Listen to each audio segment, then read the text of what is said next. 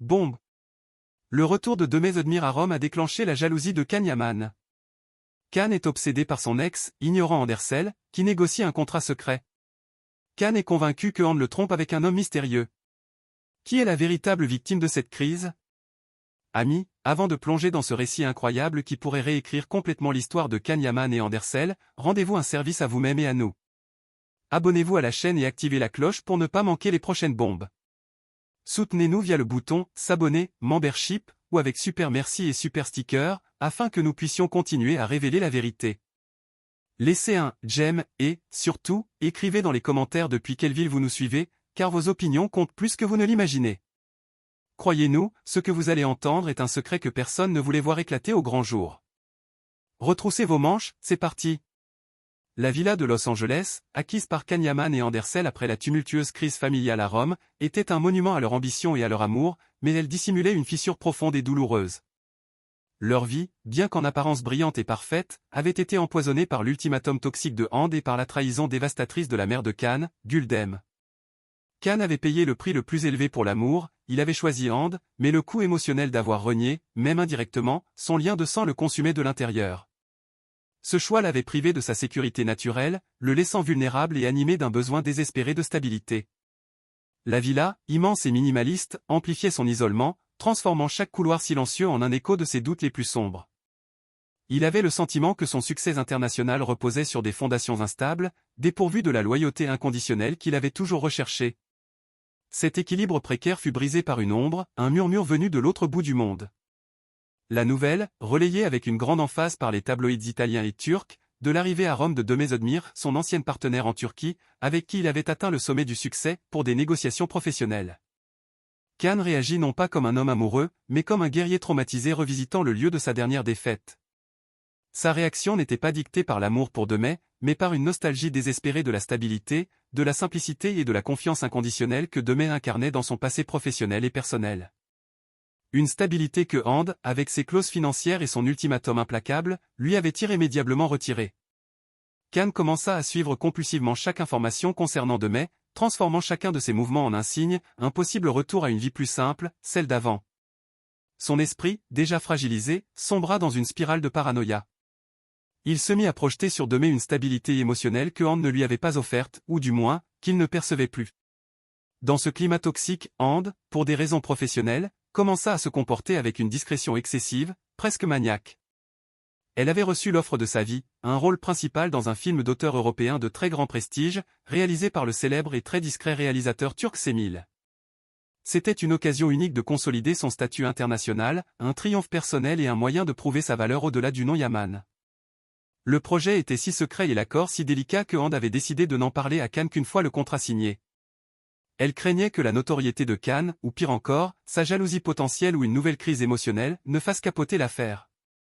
La villa se transforma en un théâtre d'espionnage silencieux. Hand s'enfermait régulièrement dans son bureau pour de longues visioconférences nocturnes avec Semil et les producteurs, parlant en turc de manière codée. Can remarqua immédiatement son comportement évasif, la protection excessive de son téléphone portable, qu'elle ne laissait jamais sans surveillance, l'habitude d'effacer immédiatement l'historique des appels et des messages, et ses sorties soudaines, justifiées par de vagues réunions de travail, en ville. Toujours sans précision. La paranoïa de Can se nourrissait de chaque silence et de chaque geste de protection. Les jours et les nuits étaient rythmés par le tic-tac de la jalousie. Can se surprit à errer dans la villa à la recherche d'une preuve, d'un indice, transformant chaque ombre en menace. Il tenta à plusieurs reprises, en vain, de jeter un œil au téléphone de Hand, mais le code de déverrouillage avait été changé. Hand, concentré sur son triomphe professionnel imminent, ne se rendait pas compte que chacun de ses gestes secrets ne faisait qu'alimenter le feu destructeur de la paranoïa dans le cœur de Can, un feu qu'il avait lui-même allumé par son obsession du passé. Au lieu d'affronter Hand avec ses soupçons, Can choisit le silence, un silence lourd d'accusations et de désespoir. Son agent en Italie l'appela pour finaliser l'accord crucial avec le prestigieux studio Cinestella pour une série télévisée internationale. Ce projet était la clé de sa réhabilitation professionnelle après le scandale Guldem. Mais Can n'arrivait pas à se concentrer. L'obsession pour Demey et la certitude que Hand le trompait l'avaient paralysé.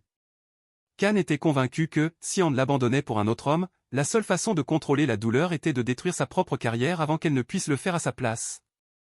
Can Yaman, à l'intérieur de sa luxueuse villa de Los Angeles, se laissait inexorablement entraîner dans un tourbillon, sous l'ombre persistante de la présence de Demesodmir à Rome. Les appels téléphoniques secrets et les réunions étranges de Hand avaient construit dans l'esprit de Can un pont destructeur entre le « paradis perdu » que Demey représentait et la « crise de confiance » qu'il voyait en Hand. Can était désormais convaincu de la trahison. Cette certitude était la somme de ses relations passées vouées à l'échec et de la profonde insécurité instillée par la trahison de sa mère, Guldem. Il se sentait trompé, humilié et constamment menacé d'abandon. La vie professionnelle de Can était le reflet direct de cet effondrement émotionnel.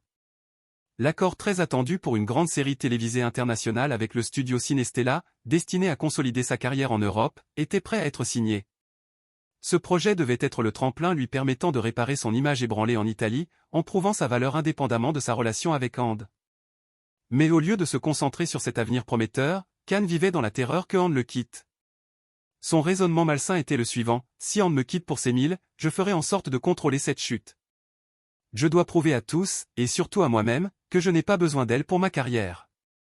Animé par cette mentalité autodestructrice, Can surprit l'une des nombreuses conversations téléphoniques secrètes de Hand. Celle-ci était extrêmement tendue, parlant avec Semil afin de respecter les délais du projet. Semil, nous faisons de notre mieux, mais c'est trop risqué que Can le découvre maintenant, cela pourrait compromettre l'accord, murmura Hand d'une voix pressante et inquiète, serrant son téléphone. Hand craignait que la crise de jalousie de Can ne sabote le projet. Can, au contraire, était persuadé que ce qu'elle appelait « accord » était en réalité le plan visant à mettre fin à leur relation. Cette nuit-là, tandis que les lumières de Los Angeles se reflétaient sur les baies vitrées de la villa, Can Yaman prit la décision qui allait ruiner sa carrière. Se sentant seul, trahi et désespéré, il appela son manager en Italie. Celui-ci, ignorant tout, attendait simplement son approbation finale sur les clauses contractuelles. La voix de Can était glaciale. « Annule immédiatement l'accord », ordonna-t-il. Le manager répondit avec incrédulité et panique. « Quoi ? Can, que se passe-t-il ? C'est le plus gros contrat de ta carrière ?» Can, d'un ton froid et détaché, prononça son mensonge. « Je ne peux pas poursuivre le projet en raison de graves questions éthiques et d'obstacles personnels insurmontables. » Après avoir raccroché, Can poussa un profond soupir. C'était son dernier acte désespéré de défense contre la possibilité que Hand le quitte. Il voulait couper sa dépendance à son égard et s'illusionner d'avoir encore le contrôle. La nouvelle de la décision soudaine, injustifiée et non professionnelle de Can se répandit rapidement dans tous les médias européens et les milieux de la production. Le studio Cinestella réagit avec une vive colère, préparant un communiqué public cinglant qui allait ébranler la réputation de Can. Son manager, évoquant ses relations passées vouées à l'échec et la présence de Demesodmir à Rome, laissa filtrer des rumeurs sur « l'instabilité professionnelle » de Can Yaman. Les murmures affirmaient que Can sabotait délibérément sa propre carrière. Can ignora ces informations, la seule chose qui comptait pour lui était sa défense face à la supposée trahison de Hand.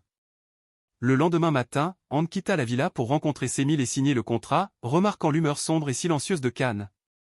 Toutefois, absorbée par son ascension professionnelle, elle interpréta son état comme une nouvelle crise de mélancolie, liée à la récente tourmente familiale. Hand était au sommet de sa carrière et comptait annoncer la bonne nouvelle à Can à son retour afin d'égayer leur relation. Alors que Hand s'éloignait dans la circulation de Los Angeles, Can était assis dans le salon, lisant la une d'un tabloïd turc annonçant un nouveau succès professionnel de Demey à Rome. Sa paranoïa s'en trouva renforcée, le succès de Demey signifiait que Hand allait le quitter. Can voyait le départ de Hand pour la signature comme l'aboutissement final de son obsession pour le fantôme du passé. Hand rentra dans l'après-midi, serrant entre ses mains le contrat signé pour « La Rose Noire », le projet de Semil. Andersel rentra à la villa de Los Angeles en fin d'après-midi, enveloppé d'une aura de triomphe. Son sourire était éclatant, ses yeux brillaient sous l'effet de l'adrénaline et de l'excitation du succès. Elle tenait entre ses mains la fine chemise contenant le contrat signé pour « La Rose Noire », le film de Semil. Elle avait surmonté tous les obstacles, la discrétion avait porté ses fruits, et elle était désormais prête à partager sa joie avec Can, convaincue que cette réussite guérirait enfin les blessures laissées par le drame récent. Elle voyait ce contrat non seulement comme un accomplissement professionnel, mais comme un cadeau pour leur avenir commun, la preuve qu'ils pouvaient bâtir une vie prospère, indépendante des ombres de Rome et d'Istanbul. Elle entra dans le salon et trouva Can assis sur le grand canapé en cuir, éclairé uniquement par la lumière déclinante du soleil filtrant à travers les immenses baies vitrées. L'atmosphère n'était pas celle d'une attente festive, mais d'un silence glacial et profond. Can ne se leva pas. Son expression était un mur de froideur et de ressentiment, son regard vide fixé sur un point indéfini du sol. Ande perçut immédiatement l'anomalie, mais son euphorie l'empêcha de l'interpréter correctement. Elle pensa que Kan était encore troublé par la nouvelle concernant Demey ou par les séquelles de la crise avec Guldem. Ande s'approcha, la chemise serrée contre sa poitrine. « Kan, tu ne devineras jamais ce qui s'est passé » s'exclama-t-elle en tentant de lui transmettre son enthousiasme. « J'ai signé, c'est fait. L'accord avec Semil est incroyable, un rôle principal, une distribution mondiale. On y est arrivé, mon amour, j'y suis arrivé. » Elle déversa sur lui toute sa joie, espérant voir une lueur de fierté dans les yeux de son mari. Kan bougea lentement, un geste que Ande trouva inquiétant. Il ne fit pas un pas vers elle pour l'embrasser ou la féliciter. Il se leva uniquement pour s'éloigner, créant une distance physique dans l'immense salon. « Semil » répéta Kan, prononçant le nom avec une lenteur venimeuse, presque crachée. Ande sursauta. « Alors, la discrétion est terminée, Ande ? Qui est ce Semil ? Ton réalisateur, ton amant, ou l'homme avec qui tu préparais de me quitter depuis des mois, sous couvert de réunions nocturnes ?» Ande resta figé. L'excitation se mua en une horreur glaciale. Kan ne plaisantait pas, il était sincèrement convaincu d'une trahison. Son esprit, aveuglé par la peur d'être abandonné depuis l'ultimatum, avait construit une réalité parallèle. « Et qu'est-ce que tu racontes, Kan ? Tu délires ? Tu as perdu la raison à cause de Demey et maintenant tu m'accuses d'adultère avec l'un des réalisateurs les plus respectés de Turquie ?» Ande tenta de raisonner, mais la colère lui montait à la gorge. Elle comprit à cet instant le terrible malentendu que Kan avait nourri dans sa solitude. Kan lui fit face. Son ton n'était pas celui de la colère, mais d'une douleur désespérée, ce qui le rendait encore plus inquiétant. « Et j'ai entendu tes appels, Ande. J'ai entendu le mot « risque », la discrétion. Pourquoi ne pouvais-tu pas simplement me le dire ? Pourquoi ces mensonges ? Tu voulais me rendre pathétique, un idiot découvrant la trahison dans les journaux la veille ? Kan était convaincu que Ande avait utilisé le projet de Semil comme couverture pour leur rupture. Sa jalousie ne portait pas sur une relation physique, mais sur la trahison de la confiance, sur la peur d'être ridiculisé. « Ah, ne t'inquiète pas » ajouta Kan avec un sourire amer qui n'atteignait pas ses yeux. « Tu n'as plus besoin de risquer quoi que ce soit. J'ai annulé mon contrat avec Cinestella. Je ne serai pas un obstacle à ta nouvelle vie en Europe. Tu es libre de partir avec ton Semil et tes projets. » La nouvelle de l'annulation du contrat italien frappa Ande avec la violence d'un coup physique. La joie de son triomphe s'évanouit, remplacée par une horreur absolue. Kan avait saboté leur projet le plus important, le tremplin qui leur aurait assuré une stabilité, et il l'avait fait par paranoïa, nourri par son insécurité et par un fantôme du passé Demey. Ande comprit que son secret, pensé comme une protection, s'était transformé en une arme d'autodestruction entre les mains de Kan. Aveuglée par une colère qu'elle montrait rarement, Ande ne cria pas. Elle s'approcha de la table basse en verre, ouvrit la chemise et en sortit le contrat. « Le voilà, Kan. Lis. » Sa voix était un murmure rauque et maîtrisé, plus terrible qu'un cri. « Voilà mon secret. Et je l'ai gardé pour te protéger, de tes faiblesses, de ton obsession pour Demey et de ta peur d'échouer. Je voulais construire quelque chose de grand pour nous, mais tu as préféré croire un mensonge né dans ta tête plutôt que moi. Tu as vu l'ombre de Demey et tu as détruit notre avenir. » Kan prit le contrat d'une main tremblante. À mesure que ses yeux parcouraient les paragraphes juridiques et le nom du réalisateur, Semil, un professionnel reconnu, et non un rival de tabloïd, la vérité le frappa comme 1000 poignards. Il n'y avait pas d'amant, pas de complot. Il n'y avait que l'ambition de Ande et sa propre insécurité paranoïaque. Son visage devint livide, sa bouche s'entr'ouvrit d'horreur. À cet instant, Kan réalisa l'ampleur de son erreur, l'irrationalité de son autodestruction et les dégâts irréparables qu'il avait causés, tant à sa carrière qu'à la confiance de Ande. Kan Yaman demeurait immobile, debout dans le salon de Los Angeles. La lumière du coucher de soleil, qui une heure plus tôt avait illuminé le triomphe de Ande, révélait désormais sans pitié sa défaite. Entre ses mains, le contrat signé de « La Rose Noire » n'était plus la preuve d'une trahison, mais l'acte d'accusation porté contre sa propre psyché malade. Il avait détruit son projet le plus ambitieux avec Cinestella pour un fantôme, pour l'ombre de Demey, et pour son obsession de vouloir contrôler la douleur. Ande, bien qu'elle ait prouvé son innocence, ne ressentait plus aucune joie. Sa colère s'était transformée en une déception froide et tranchante. Il n'était pas nécessaire de crier ni de menacer de divorce. Le silence de Ande était sa condamnation. « Tu as annulé ton travail à cause de ton obsession et de ta peur, Kan, dit-elle, les larmes non versées brûlant ses yeux. Tu ne m'as pas trahi avec une autre femme, mais tu as trahi notre confiance. Tu as préféré croire à l'échec plutôt qu'à moi. Je ne peux plus te voir comme l'homme que j'ai épousé. Can tenta désespérément de s'excuser, d'implorer son pardon, mais ses paroles sonnaient creux, privées de toute portée émotionnelle.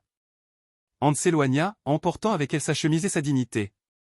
La nuit les sépara, non pas dans 2 chambres différentes, mais dans 2 solitudes distinctes au sein de la même maison. Les conséquences externes, le désastre réputationnel. Dans les jours qui suivirent, l'annulation soudaine du contrat de Can devint un scandale international. Les médias italiens, déjà sceptiques après la crise avec Guldem, le dépeignirent comme un professionnel peu fiable et mentalement instable. Les journaux turco-européens murmuraient.